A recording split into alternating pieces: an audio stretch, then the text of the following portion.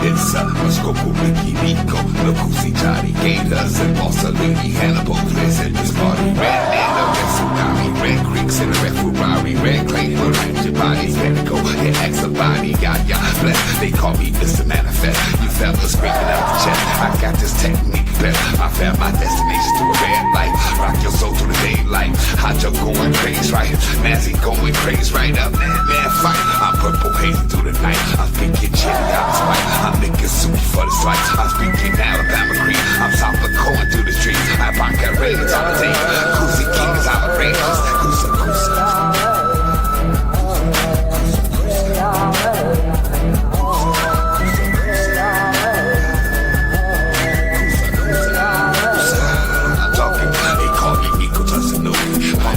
Like a dude in the fields of the core, and I got some fun.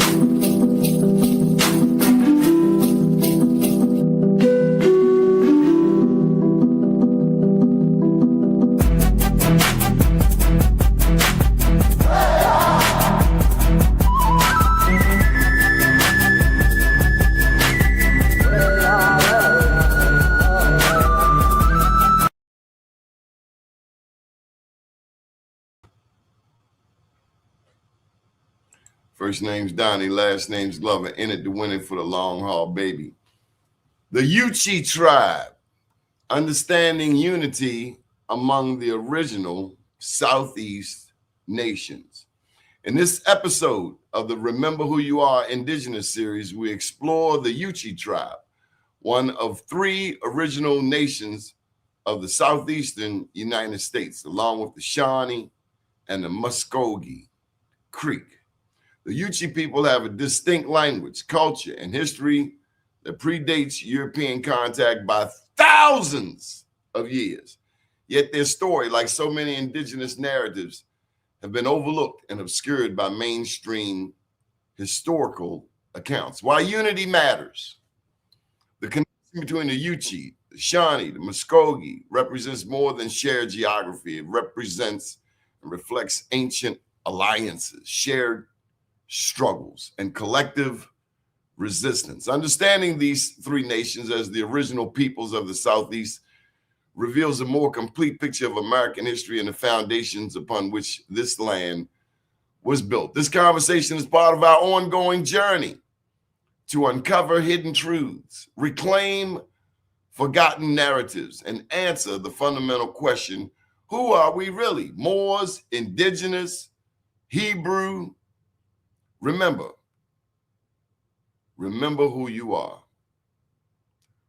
We aim to explore the connections between Indigenous Hebrew and African American stories, asking hard questions about identity, ancestry, and the stories we've been told versus the truths that we are rediscovering. Mafia Shakur, how you living? All is well, man. I'm living on 2 feet. Outstanding. Hannibal James. What up, though, man? What up, though, Mafia? What up, though, Donnie? Peace. Greetings. Yeah. So I heard you talking about Baltimore in the house. I'm sorry. Yes, sir. You said Detroit and Baltimore are definitely in the house. Got Kiba. Hello, Kiba. Big Ma, baby. I was at a political event and we had a little communication challenge, but it won't happen again. Nikki Nicole. Sweetness Osayo. There you go. Gregory English. How was your day, Mafia? Oh man, it was blessed. Got some rest today. Very important thing. I was just thinking, man, it's 24 hours in a day. If we sleep 8 hours, we done slept a third of our life. Yeah, and that's the proper amount of sleep. They say that's the amount of sleep they recommend is 8 hours a day. An entrepreneur don't get to sleep. Well, you're always constantly thinking for the next move. So, I wanted to get started. I see you was talking about the Yuchi people. So I think tonight could be a learning lesson for a lot of our viewers tonight. So I want to start by going back to like 1540 when DeSoto comes into the area. And at that time, he called this tribe Ocute, O-C-U-T-E. If anybody want to take notes, that's O-C-U-T-E. And this would be Yuchi people, or what they call them at another time in history, Westos. They were basically Iroquoian-speaking people. It was called Erie people or Rickahonics, and they came down. They were basically in alliance with the Europeans, and then they were slave catchers in essence, catching other tribes and selling them into bondage. But then they got sold into bondage, and then a lot of their remnants came and fled into Coosa, where we are, along with the Shawnee. It was the Shawnee who conquered them, who defeated them, the faction that was enslaving everybody. So you have to look at it as is each tribe has clans, you know what I'm saying? And the whole entire tribes didn't go into the same directions. You get what I mean? So when you get down into Alabama, you get an amalgamation of northeastern tribes from like Maryland and Virginia. You get the Michigan tribes, the Indiana, Illinois tribes, Ohio tribes, and all these tribes that's fleeing this expansionism that's going on. So this is a picture of Yuchi people playing and flipping. They got pictures of them playing ball too. They even got some pictures of them saying that they built houses on stilts and water and stuff like that. So that takes a lot of educated mind and constructions to do that type of things. But what I wanted to say, the current Muscogee or the Muscogee Nation prior to emancipation, the three main tribes were the Yuchi, the Shawnee, and the Muscogee. Then you had the Hitchiti speaking people, and then you had the Alabama speaking people, right? And then you know what I'm saying, you had basically seven tribes at that time to make up the Muscogee Confederacy. But I want to focus on the Yuchis and the Shawnees, because with the Yuchis, you get tribes like the Accomags. You remember we talking about it in Maryland and stuff like that. You get tribes, the Susquehannocks. Rappahannock, and then you get the Conestogas and stuff like that. All these, as they're fleeing, they're getting amalgamated into the Yuchi tribes too, and they're fleeing and coming down south. So this is our history in the South, and us being quote unquote African American. We are a diverse group of indigenous American history, especially those of us who got Alabama roots, Georgia roots, Mississippi roots, Florida roots, the Carolinas. And, I was just going over some things, even like Tennessee.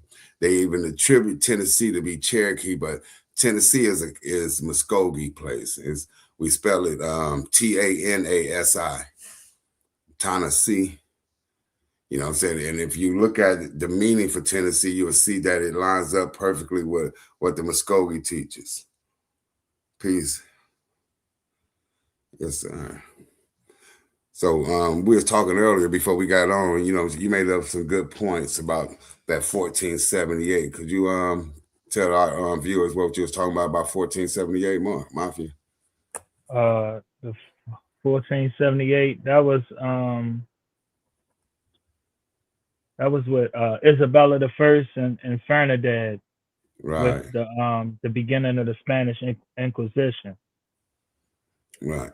So that was a good point to make. So when I'm getting to like the Soto and all them, you going back to 1478 when it was initiated. You get what I mean? So by 1540s and the 1530s, late 1530s, 1540s, he's coming up into the mouth of the Gulf of Mexico, coming up into Georgia and making his way towards the Carolinas and coming up into Tennessee and coming around. He was looking for this lady they called the lady of Cafita Cheque. So this is the lady who actually owned. I think I'm looking at a place like Camden, South Carolina. So they took her and took her west, and they was looking for the kingdom of Kusa. They was looking for where we was at for a certain reason. I'm not for sure. I know they came into Tennessee and started coming down south into Alabama. And then that's when he started kidnapping the chiefs and stuff like that, making slaves out of the chiefs. And so this has been going on for a long time. You know, and then I made some connections to like the Coweta, the Lower Creek tribes that was part of that Okute part, that kingdom. We'll call it a kingdom. And they was pushed west into where we was, the Coosa kingdom. So you start seeing origins of these tribes. So the Yuchis say they claim to be ancient mound builders. So does the Muscogee, and so does the Shawnee. The Shawnee in their name, the word Shawnee or Sawanwa means southerner. You get what I mean? Their name just basically say we're from the South. The Yuchis claim the Southeast, and the Muscogee claims like Georgia and Alabama, Mississippi, or Muscogee speaking people. But then you get into like the Algonquins. You know, the word Muscogee got some Algonquin ties.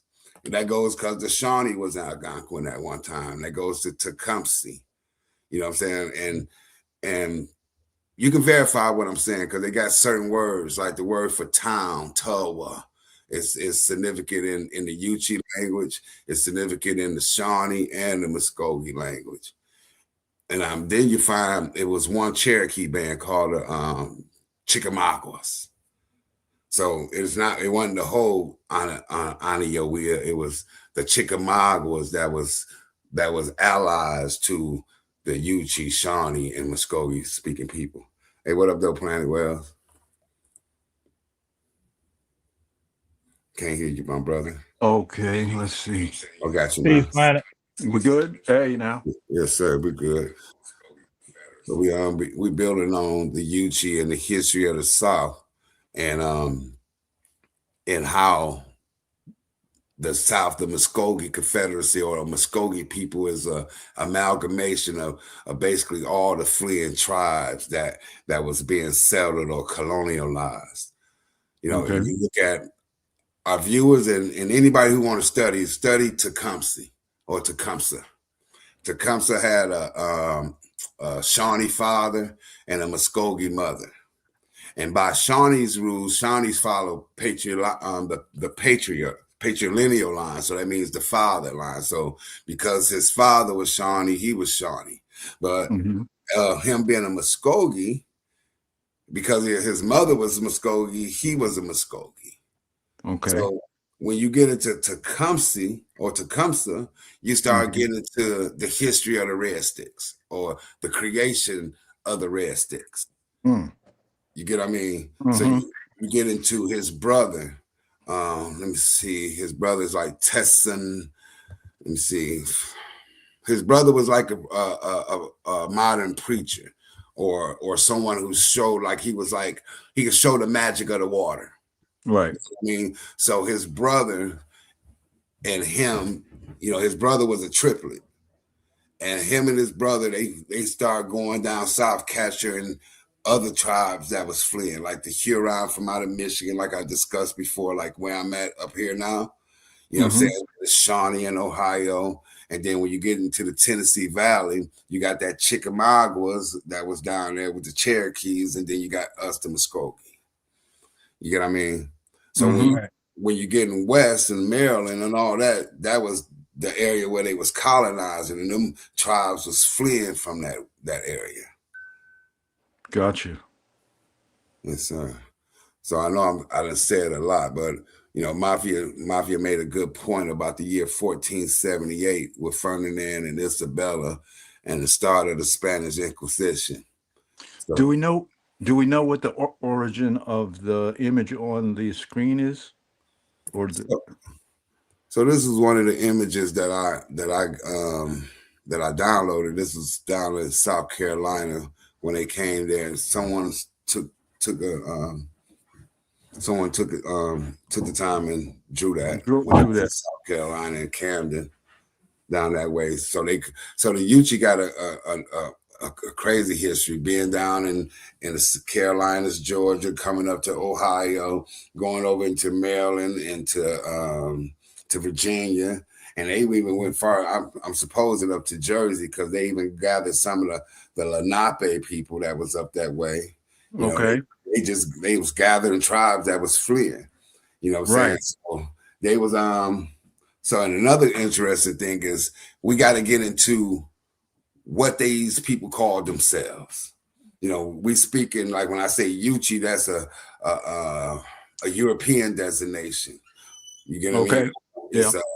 It's a part, you know, because the Spanish said Chiquisi or Chicas or something like that.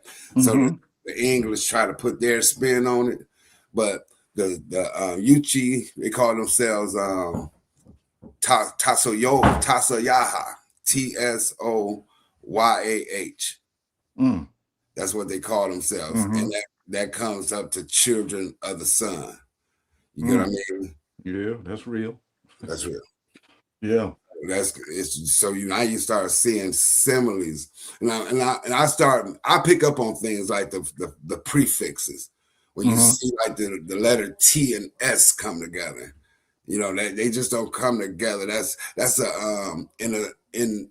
in Hebrew or Arabic, that's just the word tasadi, or like Sade. We just see Sade, Sade, but it's actually Tsade. Okay. You know what I mean? So that's a certain symbol in the Hebrew language. So you start seeing that even when you see like poet time, when they call him Wahan Seneca, that's poet time, but it's his name of his people. They use that TSN, you know what I'm saying? In the front. You get what I mean? When they spelling it out. So it's a lot of things you can pick up on. You know what I'm saying?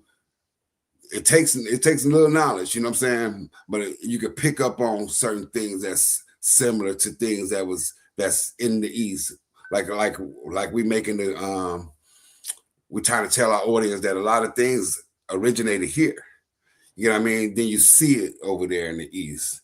So what I'm trying to explain is those the nations or the tribes we know that was the foundation of here sending that information there. Okay. You know what I mean? So that's where I'm at with it. I know I talked a lot, you know, but that's where I'm at with it, you guys. Absolutely.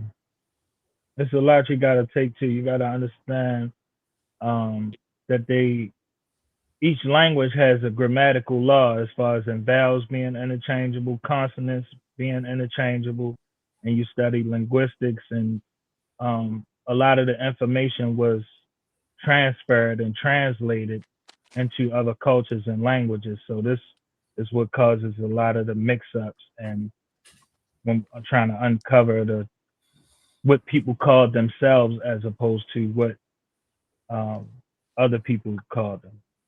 Yeah, because you know, back to like Tecumseh, his story is wonderful because he comes down to Tukabachi. And that's another one of the mother towns. It's 4 mother towns: Tukabachi, Kusa, Kuweta, and it's one more, but it's out of my mind. But he comes down there. That's his mother's place, and she got the name Matoski. And Atoski is the word for red club, red stick, war club. So you can see in his mother's name the clan she comes from the war clan. You get what I mean? Okay. Mm-hmm. We had peace clans and war clans. You know, Right. you divided in peace villages and war villages. You know, and that's what it was. Yeah. And so, in terms of this image here, I see writing underneath it. It seems old. I'm just curious: do we have a date on the drawing or the painting or whatever? So I'm gonna post this Rough. information right now. Okay. Okay. Yeah. Well, as I'm looking for this, guys, could you guys take over for a second? Sure. Yeah. How you doing, Mafia? Oh man, all is well, man. One day at a time. Yeah, absolutely. Absolutely. Yeah, I was Yeah. also looking into and what is it was 1302 when they claimed all souls to the Catholic Church, the Catholic mercenaries Missionary. and monarchs. Yeah, missionaries. Okay. Okay. Mm-hmm. So that's 1302. But that's a war That's between the Europeans and the Catholics and them all in themselves, not dealing right. with the Spanish. So that when by the time the Spanish Inquisition come in 1478, Mm-hmm. this is where the mixture come because we have the War of Seven Nations in America. Right. So now we have different people claiming different territories, naming the same tribe, different names, Okay. and this is where a lot of Mm. the confusion comes in. Mm. A lot of the Yeah. confusion comes in from the different rulerships that was Right. on the land. And another thing, like when we speaking on tribal unity, what unifies the tribe, in my opinion, is the empire. So what Oh, empires were the ruling class that governed over these at that so-called time. tribes? Yeah. Right. Yeah. And I think that's the difference when we trying to you know, recover our tribes and our heritage and things of that sort. We going, it's like tribal versus empire, and no one tribe is going to stand against the empire. Yeah, you're right about that. Yeah, that's a good point. So I'm up here running the translation on what the picture's saying now. So because it's written in a different language. Okay. So it says that it was by Philip George Frederick von Reck. So it's Okay. Philip George Friedrich, Friedrich, Mm-hmm. von Reck, Reck, and Mm-hmm. it was painted in 1736 when he visited Yuchi town in Georgia. Okay. And this is they doing a war dance there. Okay. So I know that Yuchi town in Georgia is modern day Milledgeville, Georgia. Okay. That's where it was a Cherokee lottery there too. So the Cherokees that lined up with the white sticks and the Europeans took over that land from the Yuchis and pushed them west to Coosa, where we at. Okay. So because if you look at a map of it, it's just a straight shot. It's like you can see that they all coming from South Carolina, a straight path to where we at. Mm-hmm. Where the trail, where I say where we at is where the Trail of Tears, where they got dispersed for the Trail of Tears. Mm-hmm. So yeah, I mean, one of the things that comes to mind from looking at the image is you see the multiple use of color, right? yes, sir.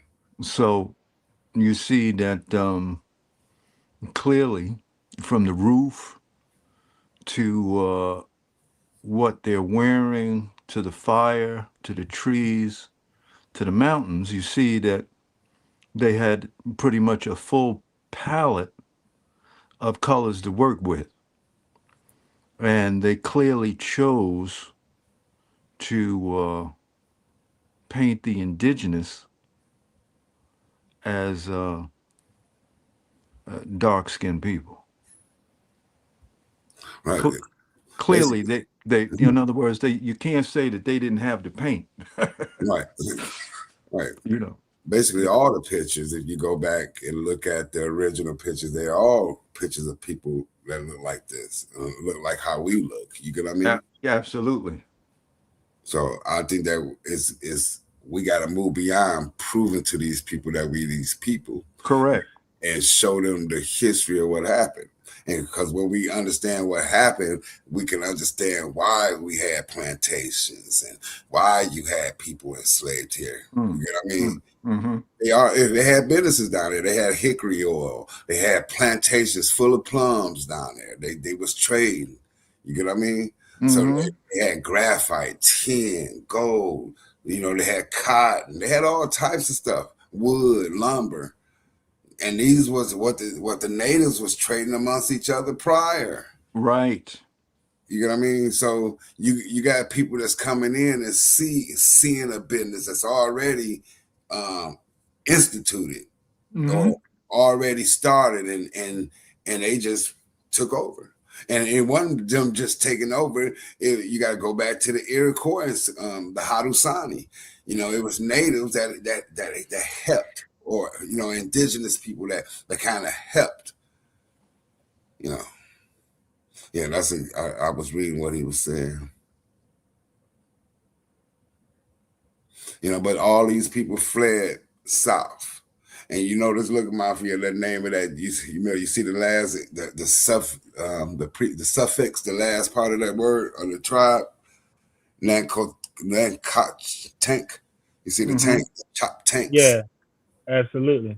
You know what I'm saying? Yeah, So there was a few tank references as far as in that tribe. A few tribes had the tank reference or suffix.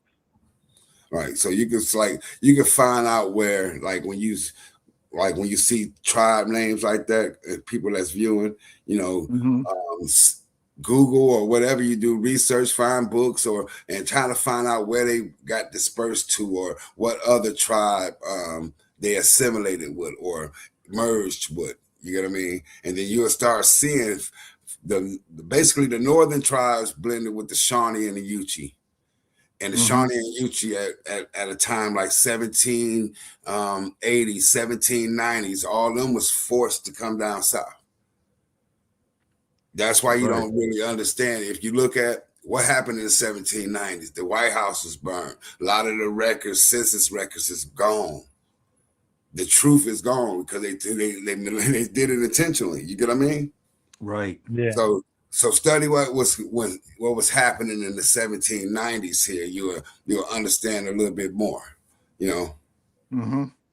So just a breaking down of time periods of history and compare, because we know mainstream American history, you know, but start comparing the natives' history for that same location, then you get a bigger idea of what was happening. Correct. Yeah. So I wonder how many of our viewers, you know, got this type of connection and don't know that they're part Yuchi or Shawnee or tribes that's like that. I hear a lot of people say, you know, like on the show, they say Blackfoot a lot, or they say Cherokee a lot, but it's a lot more. You get what I mean? Like we named the Alchemist tribe. What's the name of the other tribes up there in Maryland? You was studying, Monkey?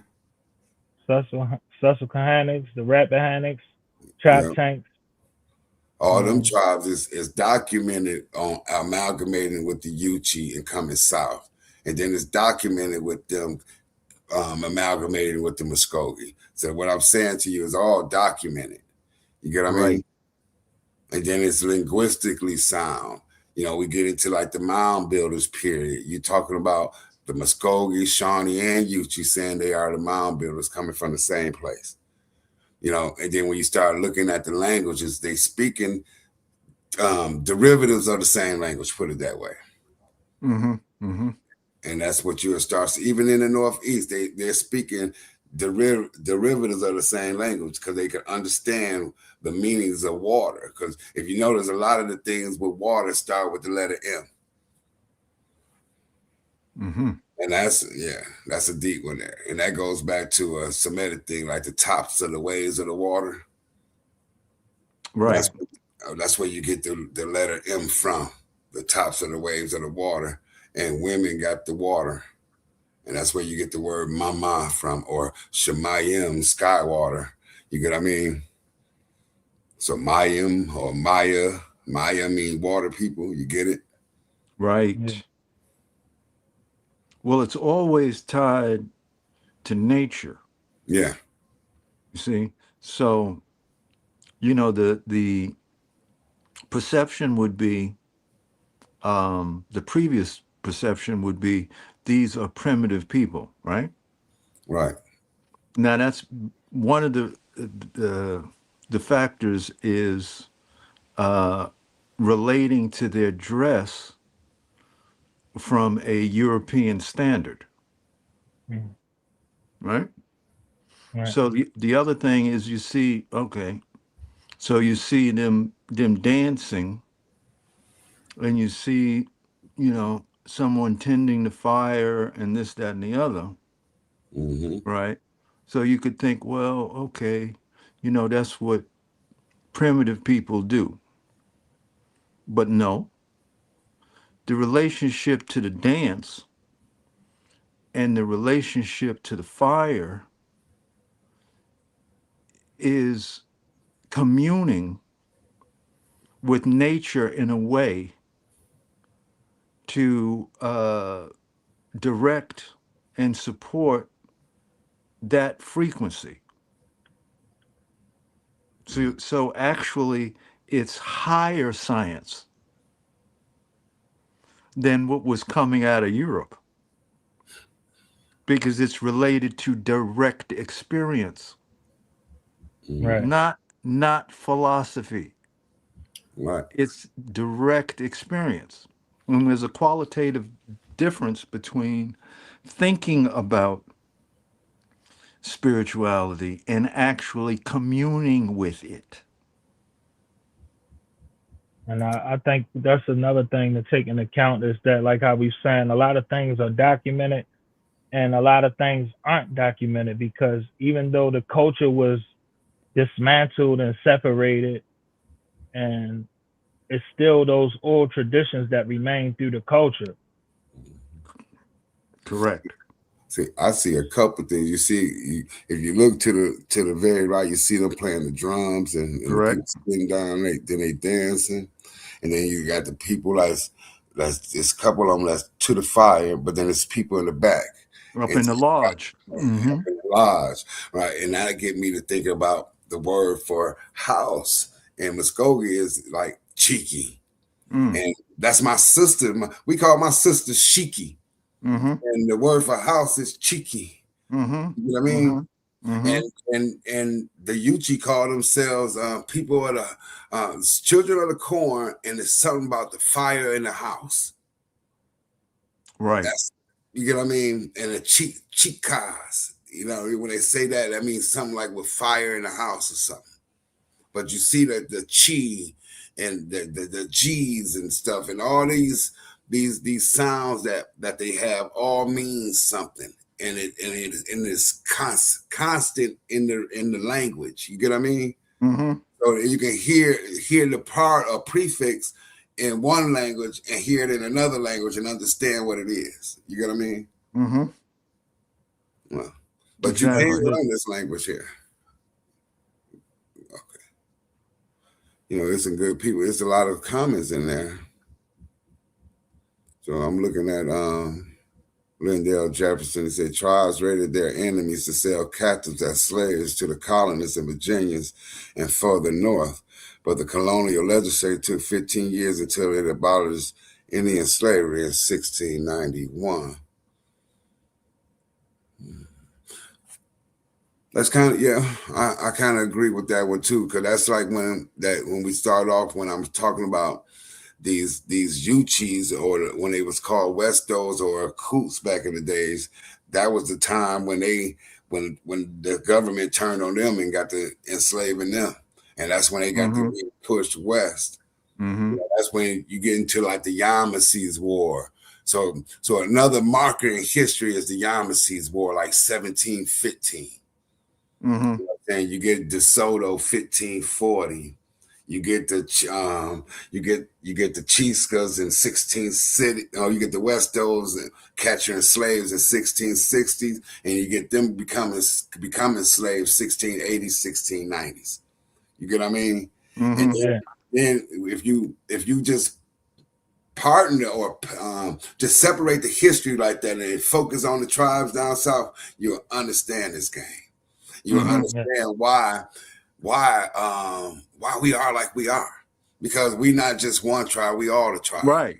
You know what I mean? Or the ones that was giving them hell, you know what I mean? Or the ones that survived because they had to go to the mountains. You know what I'm saying? That was the way they was able to get away, because it's nothing but mountains down that way. You know what I mean? And it's hard to travel through mountains.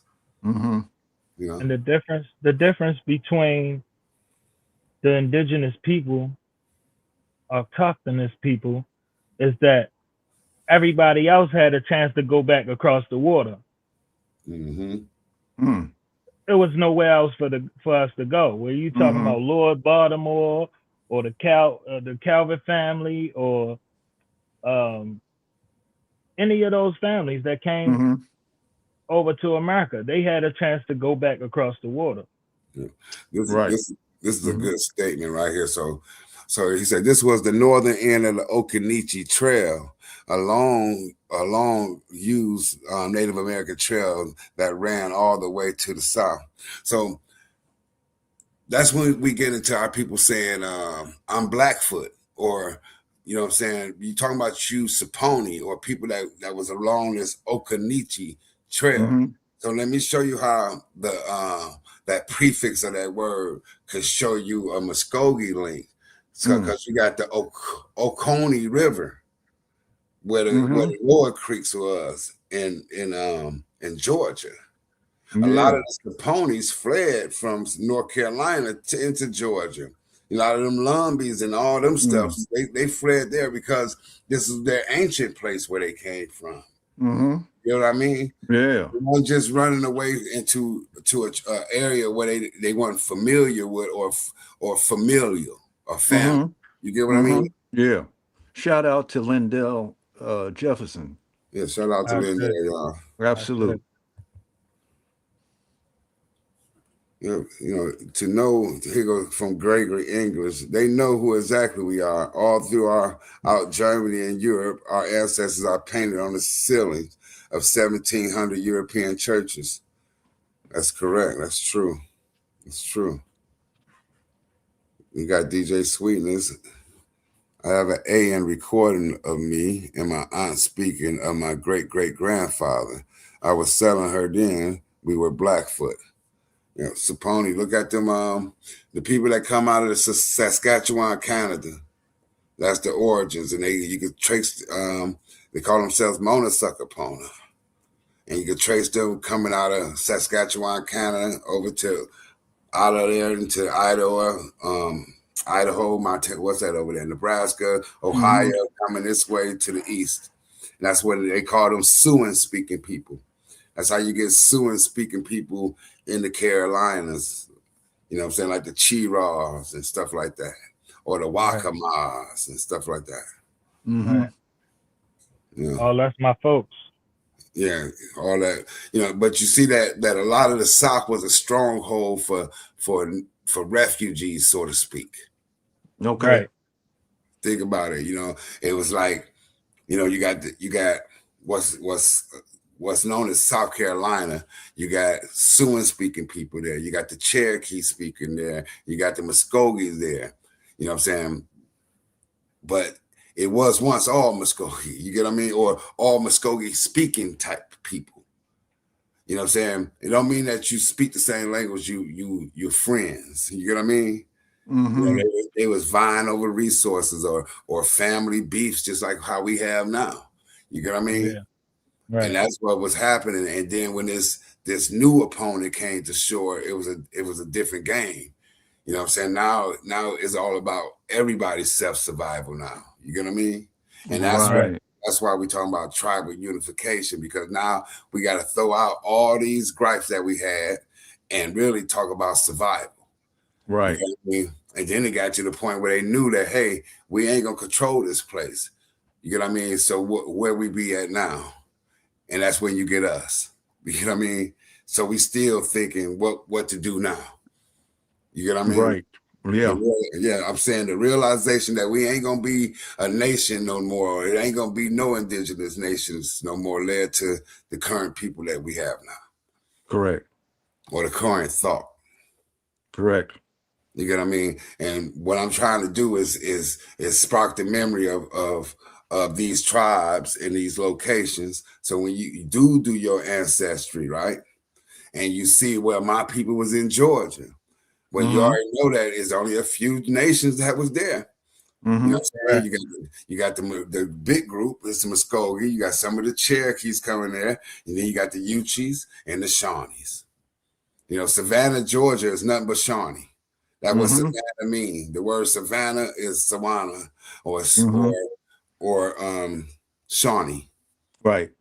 You know, that's what we gotta look at, the words. You know, the European he's smart. You know what I mean? And what I mean smart is that they know how to take and spin the word for where they know the origin of it, but you had to be educated on the whole story to even understand why they say this. You know what I'm saying? Or the word cheesy, or you ever heard the word cochise? You know, cheesy, or cootie, or Yuchi. You get what I mean? This is where it all comes from. If you're able to take it step by step, you know, cochise, cheesy, cootie. You know what I'm saying? Chattahoochee, however you want to, you know, it's a progression. It's a progression of knowledge that we need to undertake if we want to know this indigenous history, and just instead of knowing names, because it ain't just a name. You get what I mean? It's a specific lineage. It's a specific responsibility. So, like I was saying, Tecumseh's people was the religious aspect of this place. You know what I mean? His brothers this is what they did. So they taught other tribes how to enchant the waters for war. You know what I mean? So they had, like you said, it was a connection to the nature. Right. You know, then they had this guy down there talking about he can dodge bullets. This Tecumseh's prophets, they called him. This guy preaching that he's teaching these folks how to dodge bullets. You know what I'm saying? Right. And along his way, he's picking up tribes coming from out of the Ohio Valley and down to the Alabama and to Georgia. You know? I think that's a very important point, is that every tribe had a specialty. You know, we had water tribes, we had agricultural tribes, spiritual tribes, war tribes. That was united not just by proximity of location, but by linguistics. And this is how we identified it, by the language that you spoke. Yes, sir. See, now this comment is a good comment. He said Manitowoc is near water, is a town here in Virginia, right? So I know that's kind of like Pocahontas' real name. You know what I'm saying? And it goes, you know, her name is like Manitowoc or like something like that. And it's the same name. It's just CKA at the end. CK at the end for Pocahontas. Yes. Yeah. Now, go ahead, sir.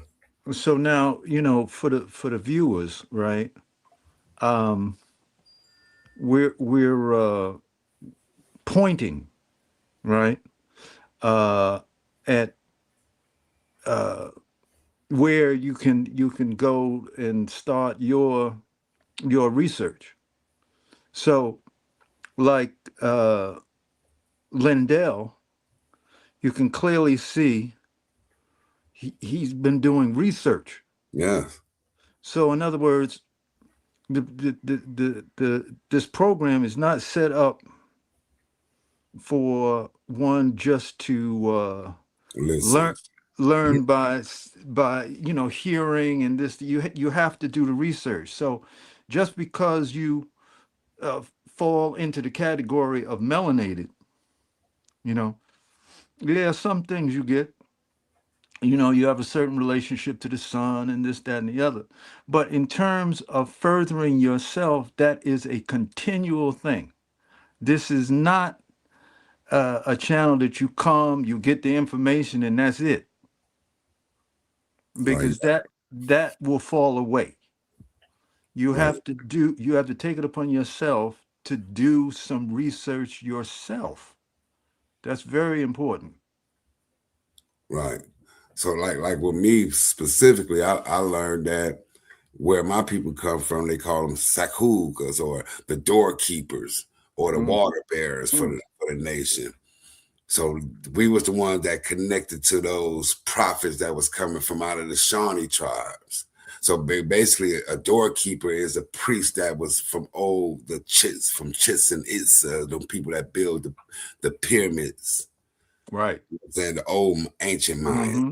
So they came up with their beliefs about certain animal deities, like the panther and the wind and the bird, Mm-hmm. the Yeah, the deer. eagle. Yeah, all of that. Yeah. You The know, they came condor. Mm-hmm. right. So they came up with their ideologies about it. So, and not just that, it was the warrior class, like the Harjos, these are crazy fighters, or Hachi. Mm-hmm. So Mohawk.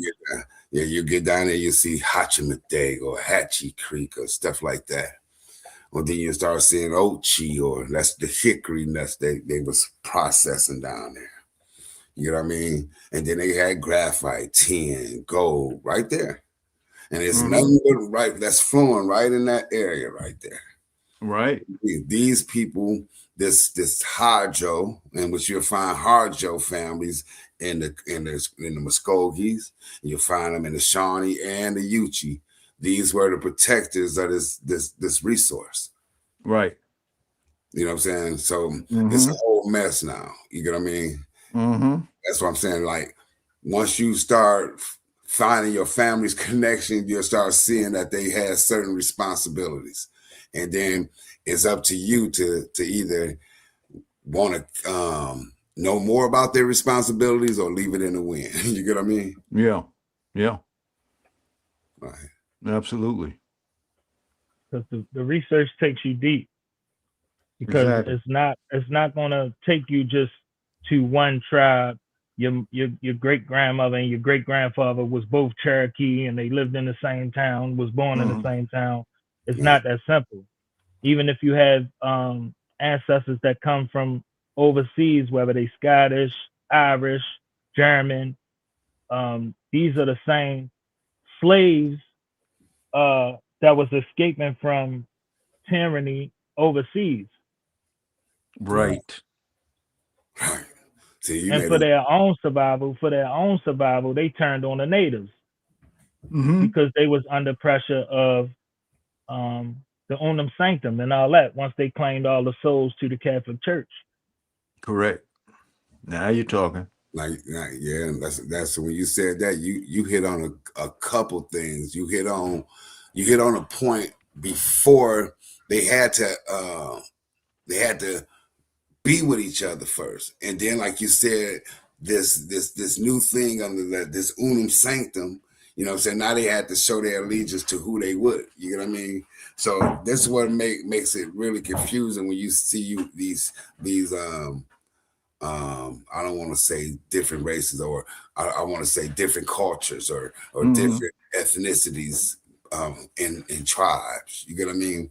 Mm-hmm. Because right? at the time it was for survival, then later it becomes political, or you know what I'm saying? And just like it is now, Mm-hmm. Absolutely. everything is more political now on all The sides. the original church and state separation comes from the state of Maryland, from Lord Baltimore and the Calvert family, because they had a different religion Yeah. and Right. they practiced their religion in secrecy. So Mm-hmm. once they came to the colony of Maryland, they was practicing open and the freedom of religion. And through the generations, some had sided with the Pope and some had converted back to what their forefathers and ancestors was practicing. Mm-hmm. And this is where the freedom of religion come from. Yeah, a couple good comments came in about like tribes living in other regions with others. Because that's what they did. Like Geronimo comes from all the way out there in Arizona, and he's out in Alabama. That's where they captured him, or where they had his court trials at. Mm-hmm. So it wasn't just you was in the West and you was just bound to the West. No, Right. they was traveling this place. Mm-hmm. And they have like Lindell mentioned about the trails. It's, a lot of the freeways is made out of trails. A lot of the roads are trails, old trails. You get what I mean? Mm-hmm. Absolutely. Look at 95, I-95, I-75, I-90 or I-80, I-40. Them trails. Right. You know what I mean? Mm-hmm. Absolutely. Yeah, I think he hitting right on this point right here with the Rojo. That's the Westos or the Okute or the Erie tribes. When you say Erie, you're talking about one of the Great Lakes of Michigan. Mm-hmm. Erie, that's the side over there where Cleveland is at. They sit along the Erie. Mm-hmm. Makes all the most sense because Cleveland would have been Shawnee's territory, but you'll see that like Cayuga and all that I think that's the name of the county. I think that's like Iroquois or something because the Haudenosaunee was coming through there through the Beaver Wars and stuff like that. Because all this had to do with beaver, the beaver pelts and wanting to trade with the people from Denmark, with the Danish folks for muskets. And they was trading with the British for like silver and stuff like that. So that's the irony behind it. That's a deep irony if you really think about what I just said. Mm-hmm. Mm-hmm. No, I hear you, Bean. Yeah. Absolutely. Mm-hmm. Absolutely. Yeah. So that's even deeper right there. So when you think about the Dutch or the Danish, you're thinking about New York and the tribes up there. So that's when you get like Flavor Flav and he showed you he tells you what tribe he comes from and what tribe was the original people of Martha Vineyard. Yeah, I-20. Yeah, that's down there. What I-20 down there by Atlanta or something down there that goes east and west. I believe so. Mm-hmm. Long houses. He talking about Powhatan and them living in the long houses. But a lot of the tribes did live in a long house. You get what I mean? Or Chigis. Yeah.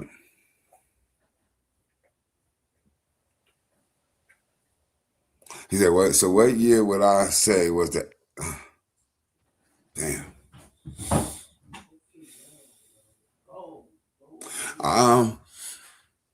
That's deep because you can go back into over in Minnesota or like to like the Netherlands or and stuff like that. They talk about Leif Erikson, that Viking guy, and then they talk about some natives talk about some Irish folks being here.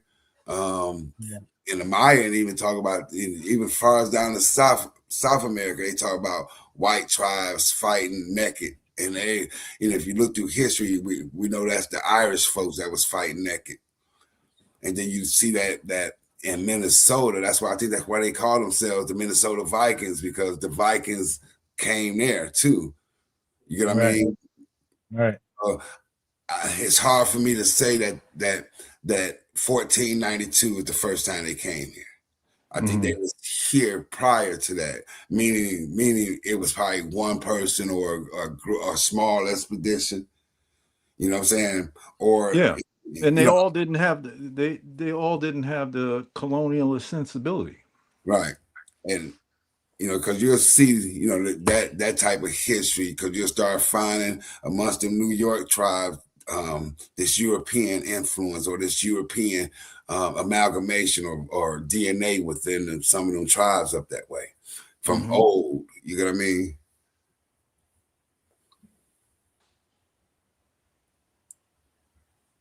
Absolutely. And then that's a deeper, that's when you say European contact, you can say Yeah. the Moors too, because Right.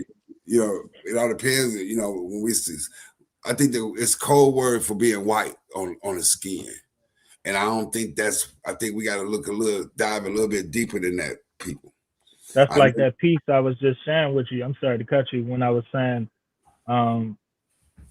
the guy that classified the races, the yellow man, the Asians, the black man, the Africans, the red man is the Americans, and the Europeans was the white man. But this was just classifications of the people. But it was right. still black Europeans, black Right. Asians. Right. And that's what I was trying to get at, because you got a lot of the Moors. A lot of the Moors was from Europe too. You get what I mean? And they were Correct. Europeans. You get what I Right. mean? Yeah, it'd been up in there 800 years and stuff, and longer than that. Right. They you gotta look at it. They the founding of these countries. You know what I mean? They the one gave these people this order or the knowledge to govern or the knowledge to do certain things. You get what I mean? The order and the hierarchy. Right. So in essence, if you really want to be a thought provocative person, we fighting ourselves in essence Mm-hmm. on many scales, or fighting the Mm-hmm. knowledge that we put out here and Right. the knowledge that we got to gain back to even understand the situation we in. You get it? Correct. Yeah. Correct. And that's why I go to the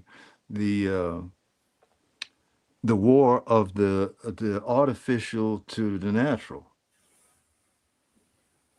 And that gets deeper. That gets deeper. Because Yeah, I now go we're talking about biology, genetics. biology. Yeah. We're Oh not just yeah, talking any kind of race thing or anything like that. We're talking right, about right, something way deeper than that. right, right. The Right. soulful and the soulless. All right. Mm, Because when you wow. have a situation where you feel that you can improve on nature, that's a deep, deep psychological wound. And that's what basically the society we live on. Everything is sold to us as an improvement upon nature. Correct. You know A what I great mean? a great way to identify our people um, being disconnected from nature is the classification of bipolar, psychosis, schizophrenia. There you go. These are what they call side effects of the deficiency of nature.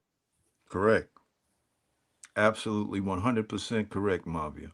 So would you say that the healing attribute of these ailments or things you say will be getting back to nature or consuming more natural things if you had A- to? Absolutely. Absolutely. Digestion, but like how we getting into the tribalism, according to your biological makeup, what's natural to everyone is not the same. You might have a Right. natural palate for meat. This Right. person might have a natural palate for plants. This Right. person might have a natural palate for herbs. So this is where your personal relationship with your own biology and your own nature comes into play. So when you go back to where a lot of this in modern times started is with Darwin. And so Darwin's premise is that people, human beings, whatever, came from the evolution of the ape.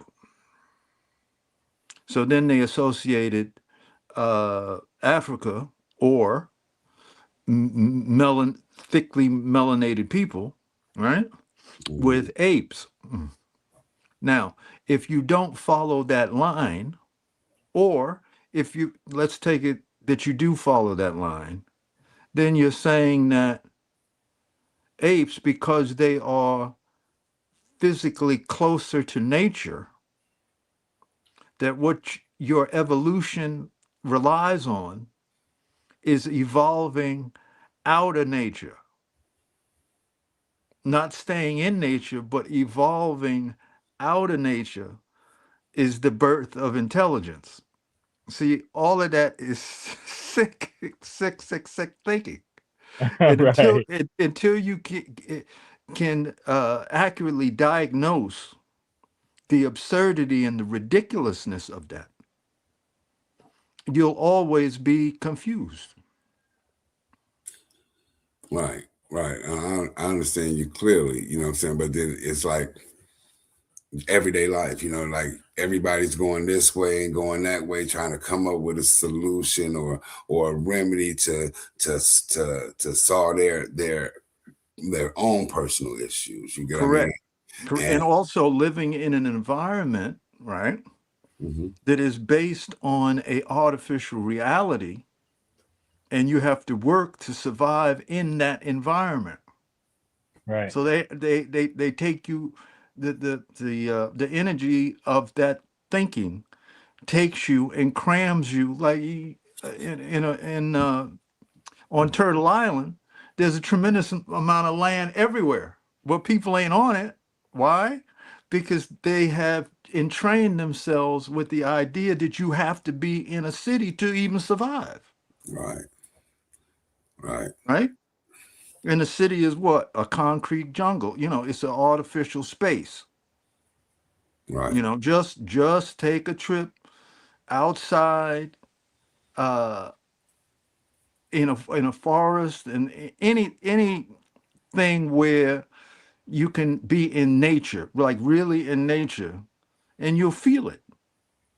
And then when you go back to the city, you might miss it. Right? Right. So the whole thing is severing your energy and your ties with nature. And the people who do that, right, are people who do that. They come in all different kind of shades. They come in all different kind of trips. It's not just one. In other words, anyone can occupy that thought if they are disconnected from nature. So that, with that being said, that got me to think about like things we can do to unify more, and that can be more helpful for us immediately, meaning that you could see results from, like far as health and the things you eat and the relationships with your family and the relationships with your friends. These are things that we can see immediate results from. So you Correct. got your things that have to do with your physical being, things that have to do with your social being. These are things Right. you can see immediate results from. But things that's going to take more time, like the unification of a nation, that's going to take more time. But it happens without people looking at it. It happens like quantumly. You get what I mean? Right. Absolutely. It's happening now. It's been happening prior to us being here. You get what I mean? And will continue to happen until it happens. You get what I mean? Correct. Correct. And move past some of these habits, right? So in other words, someone says, "Yeah, man, what'd you do last night?" "Oh yeah, I went out and we was partying, and man, I got really effed up." Right. What? So you're programmed that is the reality that you go to relax or enjoy. See what I'm saying? Mm-hmm. You know, we Absolutely. have to re-examine these things because it's habit. You know, when you look at the old Western movies and this, that, and the other, what do? They go up in the bar, right? Mm-hmm.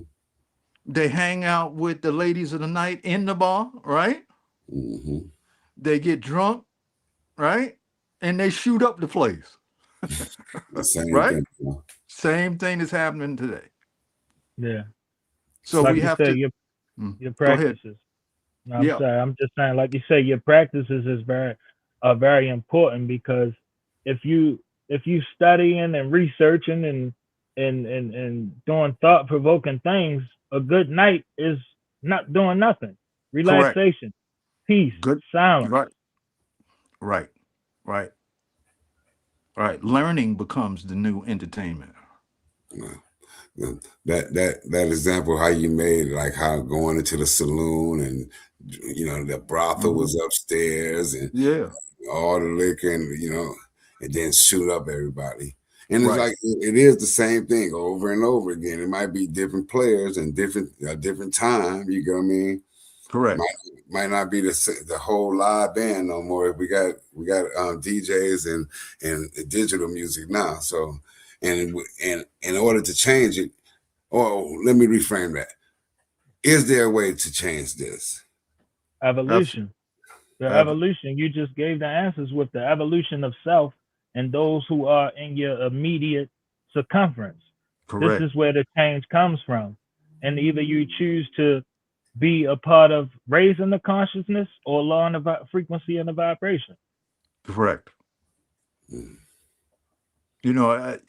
At a young age, relatively young age, you know, I would go into bars or whatever, to either hear music or just to hang out. And then I realized, well, damn, you can't really talk to anybody. You because you'd be shouting, "Hey, did you?" You'd be shouting, right? Right? Right. And everybody else in the joint be drunk. Mm. So what do you expect to get out of that? Really? Right? So in other words, this evolution, to hell with the Darwin trip, your personal evolution. You have to see that that is your responsibility. Now, in terms of technology, what I had to do, what uh, Hannibal had to do, all right, is we had to go search and go uh, in libraries and go through the card catalog and go through all of this, right? Young people, you don't have to do none of that. You can just go to AI and ask questions. So, homie, you don't have an excuse, yo. Right. You don't. So it's on you. And you can't be, I'm, mm-mm, mm-mm. Absolutely. I ain't down with the spoon fed thing. No, Right. no. You got to find yourself in yourself Absolutely. and give yourself some self esteem where you're not just following the leader or following this bullshit. Yeah. You got to get there. You got to get there because I got news for you. Life is short, yo. Yeah. Right. It appears to be. Mm-hmm. Oh, long time and this. Oh, Jesus, they're 35, they're 40. Oh, nah, G. It comes quick. It comes quick. It comes quick. Absolutely. Absolutely. Sister Secrete has said something profound. We were speaking on currency, and Hmm. she said the truest currency is what you pay attention to and what you spend your time on. There you go. There you go. And we have to change what we see as currency. Mm-hmm. Correct. And the Correct. program we got out here in Baltimore called Challenge to Change, Uncle T, and he teach the youth that we spell love with Time. Mm. And you spell Mm. love with time Mm. because, like we saying, what you pay attention to and what you spend your time on. So Correct. That's Correct. it. And if the fashion is clearly stupid, well, if you embrace it, what does that make you? But you have to stop. You know, sometimes you have to take a pause because, in other words, there's a momentum that popular culture sets, right? You have to have the discernment to see what works for you and what doesn't. But Absolutely. that is on you, yo. Yeah. None of us on this thing can get you, you know what I mean? What is it? You can take a horse to water, but you can't make it drink. I say. It's on you. We can show you where, you know, where the water is now, but you have to take it on upon yourself to drink. That's facts. You know, that's facts. I think it's a distortion as well too, as far as in when it comes to media. I think that because we are in the age of information and the Great Awakening, that we feel that we still not at war with the media or information. So it's like just as well as we giving you forwarding information is just as much distractional information or misinformation that's still out here supporting, like you say, the popular culture. Right. Correct. Because this is not popular culture. We making it popular culture by the exposure that we giving into it. Correct. But like Harold Thornton say, you got to change what you spend your time on. You know, change it. You know, if you want to see results, like we said, you want to see it immediately. Start changing the things you do, the places you go. If you got a bad result, start doing something different and see what the results change. You know what I'm saying? Right. If you don't change, you still might be doing something wrong. You know what I mean? Correct. So it's just self-accountability is what we're talking about right here. In order for this unification thing to happen, the self got to be right before the group can be right. You get what I mean? Right. And you know, don't get Hannibal, don't misconstrue Hannibal. Hannibal is studying the past to bring into the future. Hannibal ain't interested in being the past. Mm-hmm. He wants to take the knowledge of the past and move on into the future in the moment. That's very important. This ain't a nostalgic trip, right? We want to know what would be the evolution of a being that wasn't rudely interrupted. I say. Facts. It's like becoming a parent. You know, when you're a child, some things was done to you. You might have held to your heart. You might have felt the type of way about it. But when you become a parent, you have a different understanding of what that is and the responsibility that comes with that. So Absolutely. the ways you felt as a child, you have to Good point. remove yourself from that. Right. Yeah. Just like it's a responsibility. You know what I'm saying? And then you'll know where you stand at. You know, it's a responsibility of mine to bring this information because I see that a lot of us is don't have the full truth. You know, it's the same thing as having some of the truth, but having some of the truth is not the full truth. Well, we might not be able to have the full truth in a lot of things, but the things we can get the full truth on, we need to go ahead and explore those things.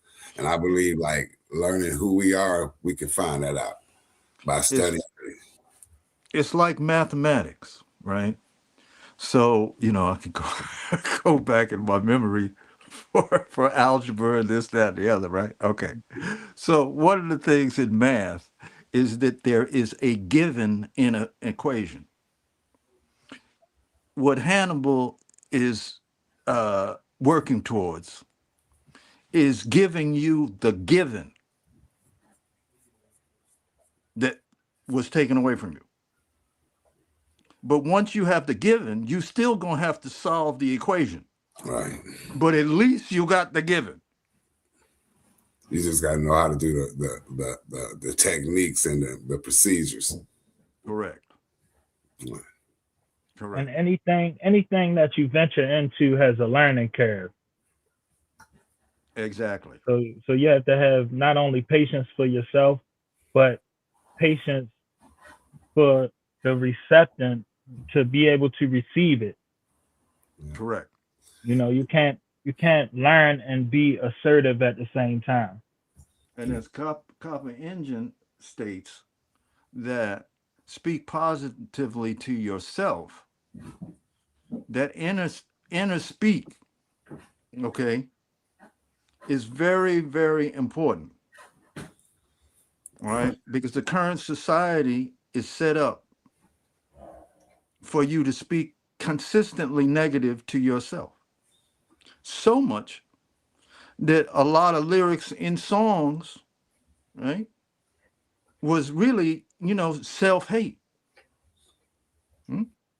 Yeah. And people would use that as like a mantra, meaning you repeat it constantly in your mind, or you sing it, or whatever, and you don't realize that you're actually doing harm to yourself because you're more powerful than you know. Now that's a powerful piece though. It reminds me of my mother. She used to always ask me like, boy, what you in love or something? You know, I listen to Sade, Anita Mm-hmm. Baker, Mm-hmm. Temptations. You do that's my Mm-hmm. groove. So it just Mm-hmm. like I didn't necessarily know how to answer that because I wasn't specifically dealing with nobody or things of that sort. Yeah, yeah. But I came to realize that I was in love with myself. I love my mind. I love uh the process of my thought process. You know what I'm saying? I Mm-hmm. loved how my eagerness to learn, to want to know. And these are the things that we have to find within ourselves to have that desire to push forward. Correct. Right. And also, um, don't don't think everybody, okay? Everybody, and certainly everybody on this show has done things in the past that they regret, me included, okay? But you can't hold on to it. You have to constantly evolve, right? So it's not that you don't make mistakes. The question is, do you make the same mistake over and over and over again? Right. That's the neurosis that you want to get out of your system. Right. And being aware that you're making a mistake, because a lot of people don't be aware that they're making a mistake, Correct. that the mistake is made. Because they're just rolling in habit. Right. And Absolutely. that's why the stillness helps, because it, for a moment, it cuts you off from a habit of how you see yourself, how you govern. You go back to zero, so you can start all over again. right. Right. And that's that's facts. I think I was gonna say that's the being in that silence and getting to relax and getting to know yourself. Because most people don't, like one Copper Engine say positive things to you. Most people can't even look at the mirror at themselves. You get what I mean? Correct. Or, I Correct. done heard about them. I even felt that way at certain times. I Sure. felt so like unsure about myself. Not unsure, but a disgrace, because I felt that I could have did better at something. Couldn't even look at myself in the mirror. You get what I mean? So I know if someone really on a drag, that is really holding you down. Mm-hmm. So, Yeah. this is some big work that we got to do. And it's gonna take all of us. Like one of the viewers said that we all at different levels at this game, and that's facts. We all at different levels, but one thing for sure, we together. Correct. It can't be no us. You know what I'm saying? Without us individually being together. You get what I mean? Because collectively, we're gonna be looked as one person. Correct. You know what I Me mean? as we downwards. We all are only reflections of each other. Right. And some things I might reflect you might not like. And some things you might reflect I might not like, but it's still a reflection. So the deeper you dive into that self-correction, you can be able to correct it. Correct. You could be able to correct that. And don't be afraid to challenge what's right and what's wrong. You got to stand up to what's wrong just as well as you got to stand up to what's quote unquote right. Because Correct. one right could be a wrong. You know what I'm saying? Like I get If you. I get someone's exactly. stealing, if someone go in the store and steal because they hungry, that might be wrong for the business owners, but for Mm-hmm. that person, this is the right thing to do for my survival. So Right. don't be afraid to challenge that. Yeah, that goes back to what Absolutely. Planet was saying, the perspective. You know what I mean? Like they were seeing primitive people, but they didn't understand the perspective of why they was doing what they was doing. You know, that's human. That's human. That's people that's coming into something that they don't know and want to give reasons to it.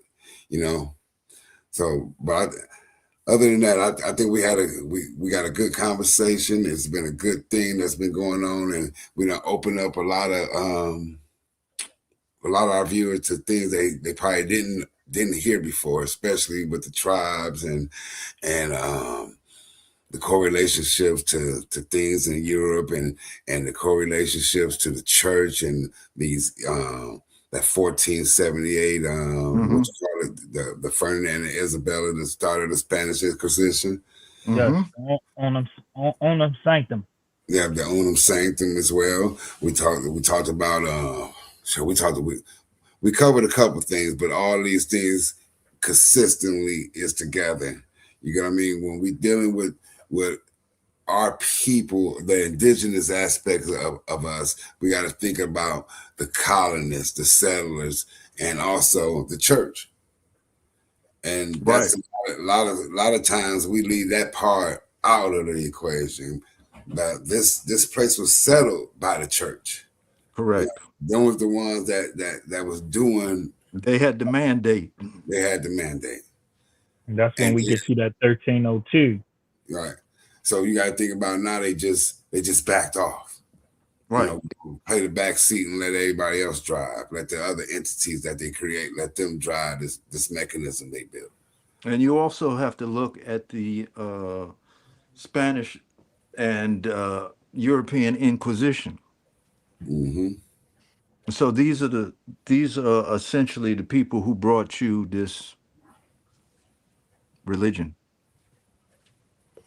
Yeah. So you got to look at their mindset. You got to really look at their mindset. And then they tell you, no, you're savages or you're primitive or you're this and you're that. But look, sometimes it pays to look at European history and literally see what they were up to before they came over here in mass. Right. Right. You know, I think our viewers is understanding. One somebody made the comment about the mirror work, doing the mirror work, and Mm-hmm. how Copper Angel said she tell her children that how when people do certain things, it's just a reflection of what's happening in their life. And then as a people, we gotta be honest. There's a lot of trauma that A we lot of keep trauma. silent. You know what I mean? You know, a lot of things that's occurred over generation is still occurring. You know what I mean? It's an ongoing thing, and a lot of things that's uncomfortable to confront. That's why Big Mama Baby was talking about we got the mental health of our people, our family members. A lot of times they out on the island by themselves. You know what I mean? And Right. it's not because don't nobody care for them, because we all in this. It's like we in a rat race. You know what I Mm-hmm. Yeah, mean? Everybody. especially if you're tapping into this kind of information because it's not pop culture. The religions Correct. are pop culture. The things that move in everyday society are pop culture. So when you're trying to speak truth, we got to look at all the truth speakers that came before. Mm-hmm. Yes, sir. Exactly. Exactly. Yes, sir. Very true. Well, hopefully soon Donnie can come back so we can get up into Yeah, this. yeah. There you go. Hey, Donnie. So powerful show, man. Did you see them comments? Oh, Absolutely. seen a Big few Ma of them. Baby, Copper Engine, Harold Thornton, Monica A. Polly, Math, Bean on the Bus, Harold Thornton, Michael Randolph down in Florida, Night Crave, Mr. Parallel. Here was one. You want to handle that one? if the indigenous Americans were multi-ethnic and the Europeans that came here as well, then when did slavery become black and white here in the Americas? Like I the thought that was 1670s. So you got to think about like the 1670s up there in the colonial Maryland and Virginia. That's when they defined the term white. Right, there you go. You know what I'm saying? It was before then. It was upper class and lower class. One is basically white was like this designation of saying, well, we on the same side, but let's break it down to upper class, middle class, and lower class. I just Right. put this photo in here. Which was instituted by the secret societies. Right. So that's what we're looking at 1670s when the black and white slavery, or that question, the answer to that question, 1670s.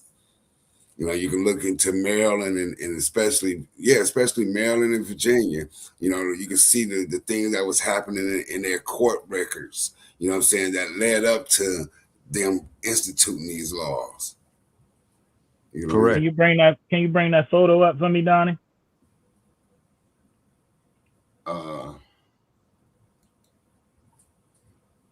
Okay. This Carlos Linnaeus Mm-hmm. is the one that classified the classification of the white man, the black man, the yellow man, and the red man. Right. So you see this homie here, Brother Carlos, right? So you want to live by his edict? Think about it. Think about it. So we accept things that is not in our culture or our being. All right.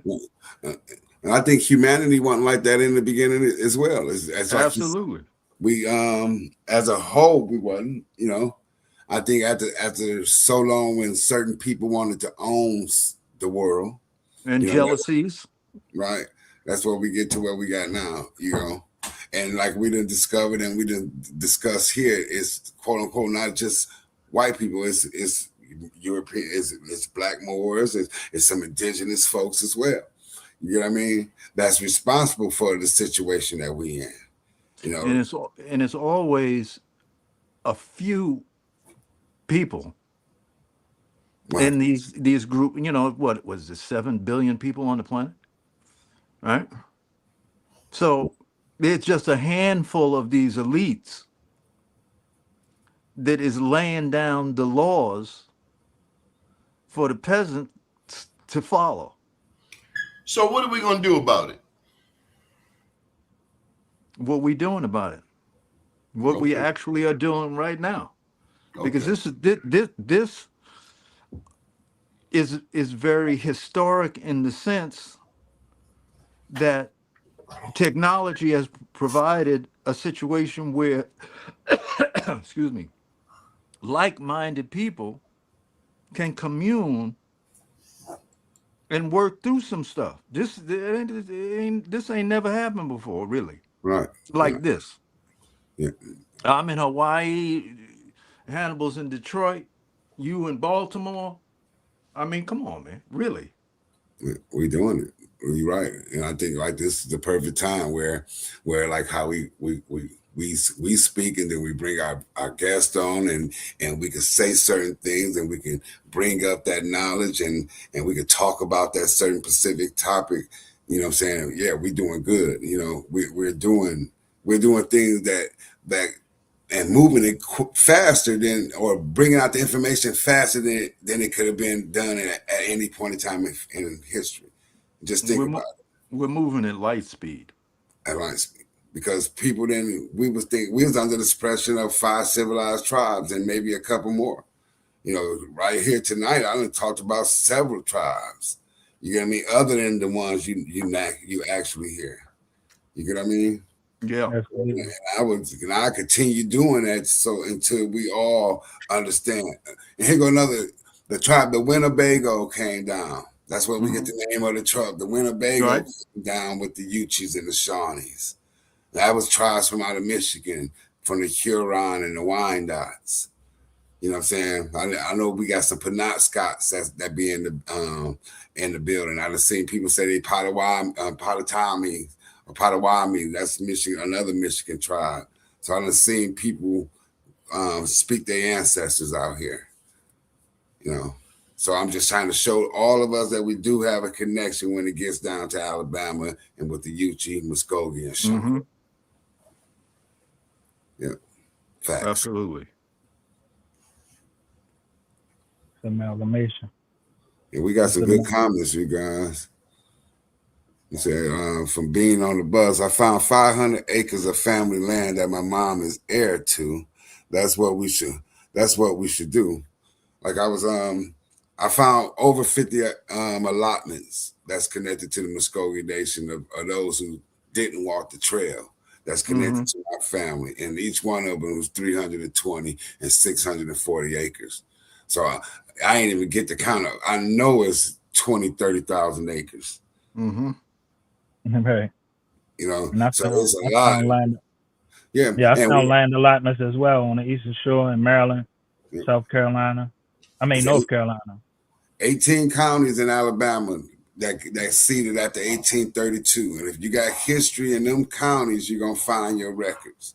And I repeat, 18 counties seeded after 1832 to make the state of Alabama.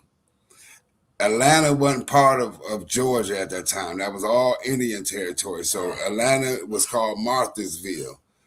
You get what I mean? So you won't find no history of Atlanta until you get to Marthasville. Then you start getting into the Coosa Kingdom when you get into Atlanta. You know, so I don't know. I'm just throwing out. I got so much information I want to share with you guys. It's pathetic when it comes to the land. But 18 counties, Alabama, if you got that seeded after the 1832, you got roots there, you'll find your land. How does it feel, Hannibal, to find out this information? It's a double-edged sword. At one time, you're like, damn, I found my people. Then at the other time, you're like, shit. I got jacked. I got jacked. You still gotta pay and do what the hell you gotta do here. And you still, you know what I'm saying, you're still under this this rule here. So, and then at the same time, you start seeing why you in a position. So it's like I said, it's a double-edged sword. So is it like being a physician? They say physicians, because they deal with life and death all the time, they almost become numb, I guess. Because you see, Undertaker, my father was Undertaker. I don't know if it's a numbness, but a certain immunity. I think I expect to hear, like, when I'm looking at records, because I've seen, like, it's a book called Slavery by Another Name, and they talk about this, her name, Grace Bradford. That's one of my cousins. And they talk about how the dogs ate her stomach out. You get what I mean? And this is one of my cousins of old. So I'm reading this. So I position myself to digest hard information. I done found out like that the place was sex plantation. This is what they was after they conquered the natives. They was effing them. You know what I'm saying? Why what you think we get brothels and after hour joints from? Right, there you go. Where you think that comes from? That's nothing new under the sun, you know. So this is to say, okay, dang, this is maybe why a lot of us promiscuous, because this happened to us. You get what I mean? Those who stay behind. You know what I mean? That's the double-edged sword I'm talking about. But do you hide this information? Okay. So think about this. One of the things you said earlier was about the trauma that we see in the inner city, especially in the inner city, because everybody's close together. So whether it's drugs, whether it's alcohol, whether it's poverty, undereducation, underemployment, but then you think about, as you talked about, that quite possibly we are descendants of people who were on a sex plantation. Do you think there's a correlation? I mean, you said it, that could help explain why we are the way we are. I still say that we are the moral conscious. When we're on point, when we're in that right vibration, and I am thinking of the mindset of times when Dr. King was speaking, when Malcolm was speaking, even when Farrakhan has been speaking. There's certain leaders who have spoken to the masses in a way that, despite our different tribes, we understand we all in this together. We are one. Frankie Beverly's song said it best. We are one. Mm-hmm. Now, to put together what happened, you know what I'm saying, and what happened to my exact people, I think that it's hard to swallow. You get what I mean? But you gotta swallow it. So this is why I'm adamantly on teaching everybody else, because now it empowers me much more, because I know what happened. You are not gonna be able to pull the wool over my eyes and tell me that it was all fun and games when I know it wasn't. You get what I mean? And a lot of us is living a fairy tale because we don't know what happened. You get what I mean? A lot of us think, some people came on a ship and came into Maryland and Virginia and was on plantations for 300-400 years, and then they got freed, and now we the descendants of those people.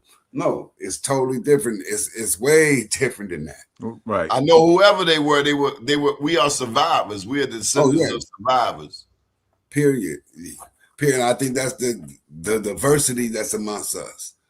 You know Horace Lee the Fourth. Checking in. Peace, God. What I do? Yes, sir. Horace Lee. Yeah. Think about how we, as a collective, how diverse within us we are. Correct. You get what I mean? As being one group of people, we are diverse, more diverse than any other group of people. And master anything we get into. Period. Absolutely. So I think it's advantageous for us to tell our future generations, tell our people now what happened, so they can see maybe the behaviors that they're doing now is in line to behaviors that was attributed to our demise. You get what I mean? Like Planet already explained that the club vibe is something old from the saloon. Then I'm up here explaining that brothels is something from sex plantations. You get what I mean? And street workers is something from sex plantations. You can correlate basically any ill or any good to things from the past. Correct. Well, I like to hold on to some of that good stuff, like the prayers. We had this man stop by Grandma's house every Monday at 4:00. Did I tell you the story? I can't remember. The praying man, Mr. James. He lived a couple doors down the street from my grandma, around on Westwood Avenue, 2100 block. And every Monday at 4:00, and mind you, I'm watching Captain Chesapeake. I'm sure y'all had something like Captain Chesapeake in y'all neighborhood. But Captain Chesapeake come on at 3:00, and I was right there, Ahoy crew members. But anyway, Monday, 4:00, all that gets shut down. The praying man come around. And that was like clockwork every Monday, 4:00. And one day, as I got older, I went down to his house to see his grandson. And his grandma said, he's up in his room. So I went up to the steps. And when I looked to the left, I saw the praying man. He was kneeling down at his bed. And guess what he was doing? Praying. I said, I'm a little boy, couldn't have been no more 8. I said, he is serious about what he did. And that stuck with me, man. I thank God them old people taught me to pray. And it's a process, much like your meditation, the quiet. And focus. Yeah. And a part of prayer too is just being grateful. Yeah. People in prayer because they're grateful, man. People in prayer, people with the Holy Spirit, they're grateful. They're grateful people. Somebody give you a glass of water, thank you. Mm-hmm. He lets you over. I gotta give him the peace sign. Thank you, because you didn't have to let me over. So absolutely. Yeah, the spirit of gratitude is a powerful piece. Very. it's Michael Randolph. That's my homeboy from Santan. He down there in Florida. He never came back. He left Santan. He escaped and never came back. We don't miss you, Mike. Hey, your boy Dog Star Network, Horace Lee the Fourth. Much respect. Yes, sir. All the time, Horace. Night Crazy says we are the descendants of the origins of mound and pyramid builders. That's what you always say, Hannibal. You said we are the old Mecca, the Meckies. You said the Mayans. Yeah. Pyramid builders, free energy and sacred geometry and spiritual teachings and languages and arts. Hey, I got a question for you guys. This is just off the wall. Do any of you play any instruments? Yeah, I play the trombone and trumpet. Go, don't hurt nobody. I started off like second grade playing like the trumpet, but then I went up in middle school and I'm real good at it. Just put it that way. I can read music and all that. So you know about Trombone Shorty? Yeah, down in Louisiana. Yeah, the dirty. I played the trombone in junior high school, elementary school. But the piano, that's my thing. What about you, Planet? Yeah, I play a little. A little what? A little instruments. I'm hearing plural. Care to share? Yeah. Well, in other words, you know, I get music out of just about anything. Right? Did you play in the orchestra? No. Well, no, I played in an orchestra. Sunrise. Orchestra? Yeah. An orchestra. Look it up. Yeah. Okay. So, yeah, I played there. I played with Max Roach. You know who that is? Yeah, I know Max Roach. Famous musician. Yeah. Famous musician, drummer. I played with who else did I play with? You know, the masters of music from Sunrise Orchestra. From time to time, they did private things. So I recorded with Robert Northern, who's also known as Brother R. He recently passed away, but we had an album on Strata East label. There's a collector's item in Japan. I toured the East Coast with Sun Ra. I played all the famous places like the Five Spots, Slugs, the Bottom Line. I played all throughout DC, all throughout what is it? Jersey, Connecticut, you know, the East Coast. So yeah. But I played, you know, various different, you know, I played Japanese shakuhachi, I played an alto, I played vibes, I played guitar.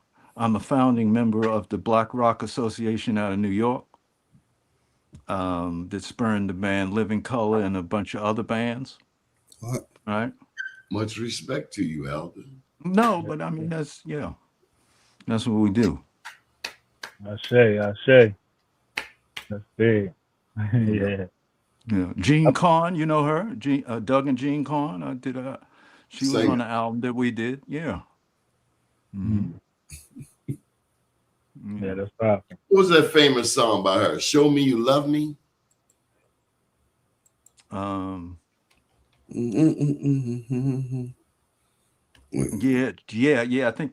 I think she did do that. Mm-hmm. But yeah, some of those earlier roots, you know, type music. Don't let it go to your head now. Yeah.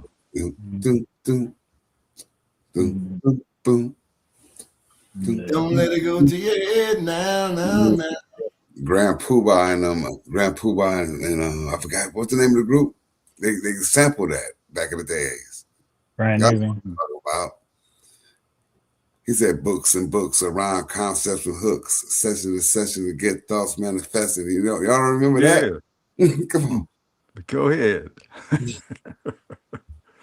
Absolutely.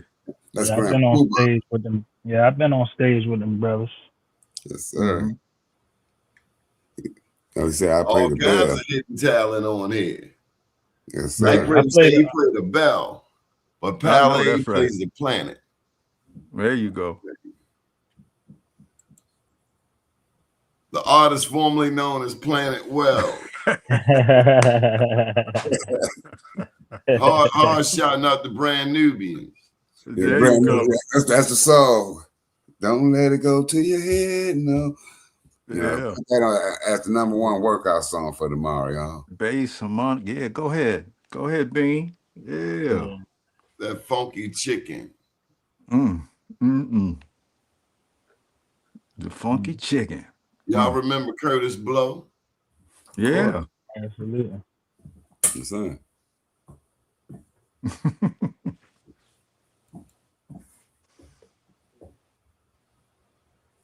Absolutely. Good. Got me done. Yeah. All right, Planet, we're going to do this or what? Okay. You can. Yeah, absolutely. Get my act together.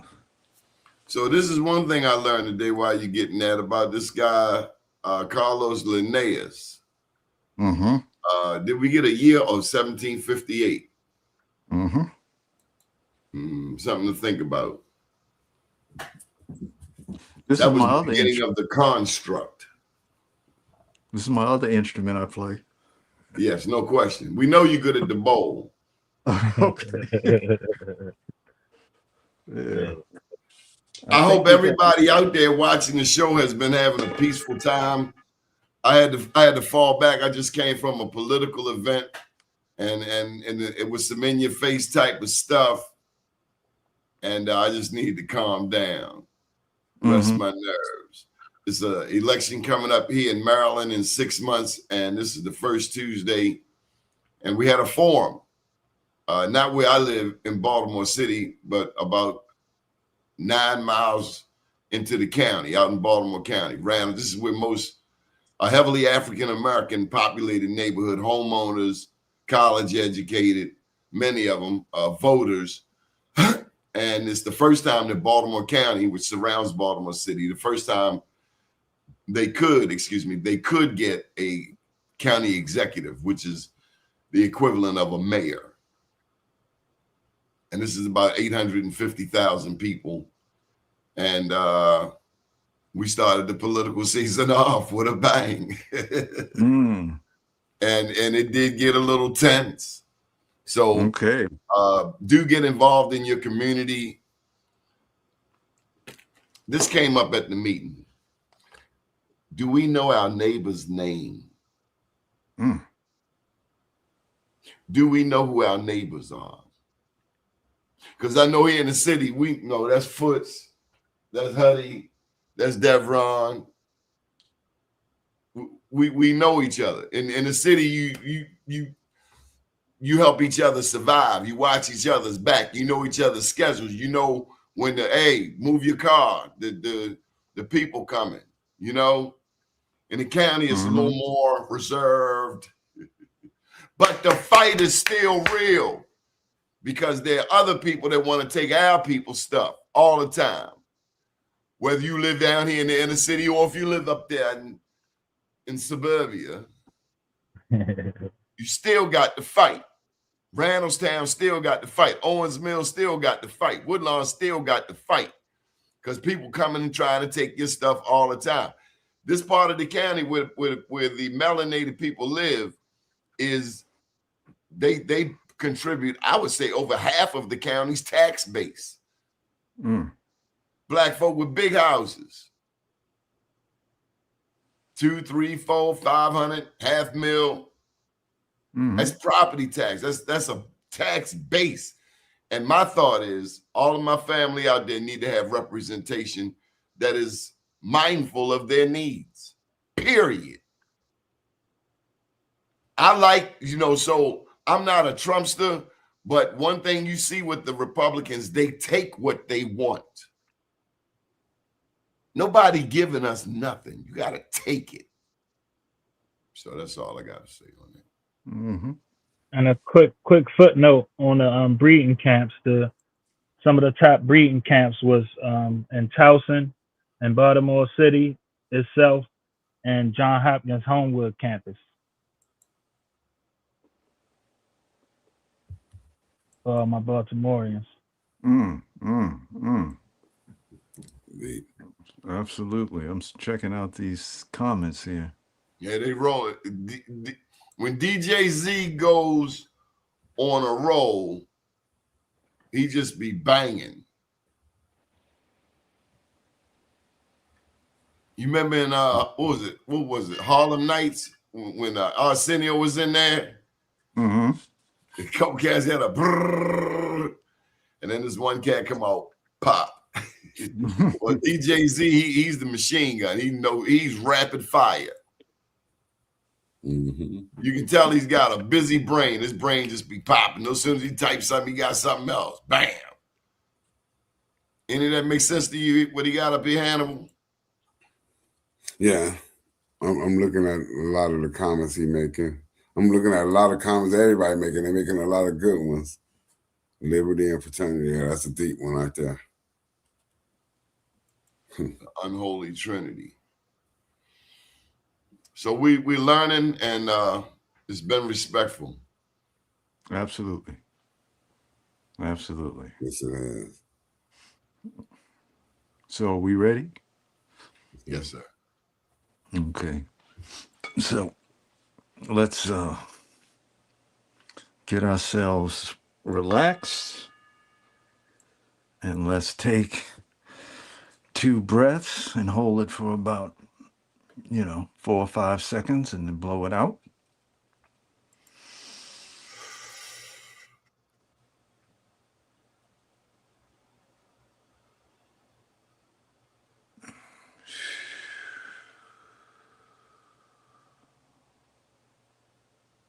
Let's go again.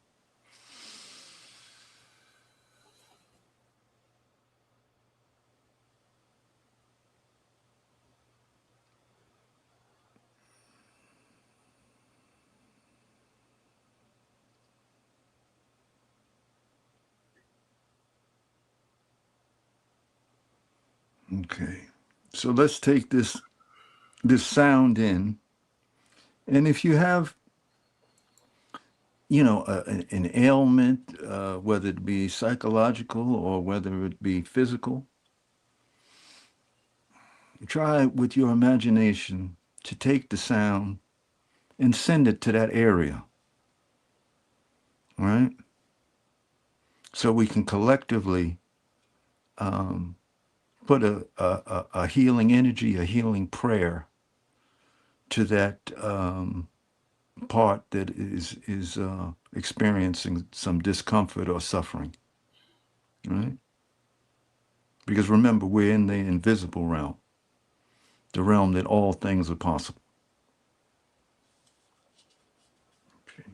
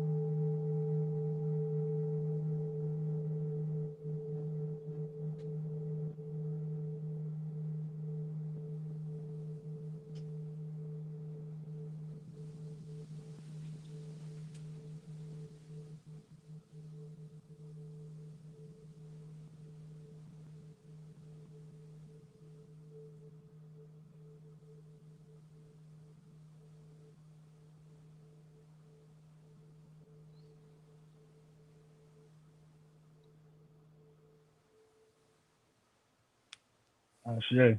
Ashe. All right.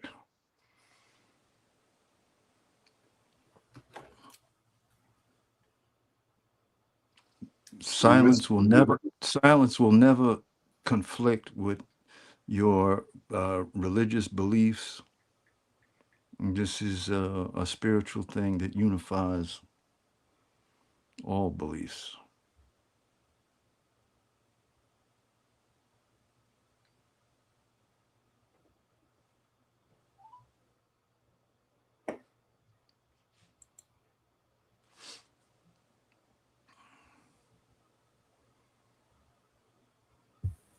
Horace, lead the fourth. Hey, hey, you want to say hello? Your people looking for you. Yeah, that's fine. Come on Hold on with for a it. second. Wait a minute. Hold on 1 second. Okay. Say that again. Brothers out there working. Hold tight for a second. Okay.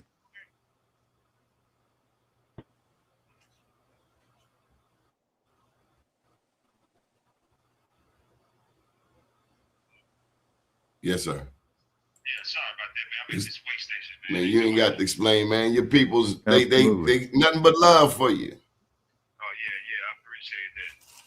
Yeah, I couldn't jump on, man, because what was y'all on Facebook or something? Facebook and The invite was on Facebook, yeah, but it's oh yeah. Well, yeah, we had some. Yeah, we'll do better next time. Yeah, because but I've been checking y'all out, from on here. Yes, everybody okay though? Yes, sir. We just need to hear some kind of libations from you. Oh, y'all ended the show already, or it's still going? Well, we 2 hours in. Okay. All right. Well, hold on, man. They stopping and making me adjust these tandems right quick. Oh, you working, man. We can catch you later, man. We can make do. We can do our best. Okay. Yeah. All right. Well, we're gonna shout out the ancestors. Planet, you want to lead the way? Yeah, well, the Jones family, the Divergis family, Sun Ra, Brother Ah, and all those who love silence and love the quest to revitalize our people, and my dear brother who is working through his stuff. So blessings to all. Ashe.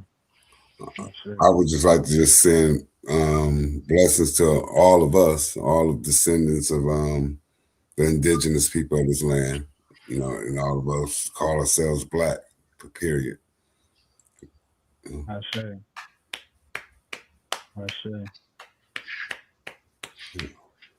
Man, shout out to the Soul Tribe. Shout out to the family. Ashe. Shay. Shout out to the chat. Shout out to the panel. So we'll be back Thursday, 8 p.m. Yes, sir. Sounds good. Good evening, world. Absolutely.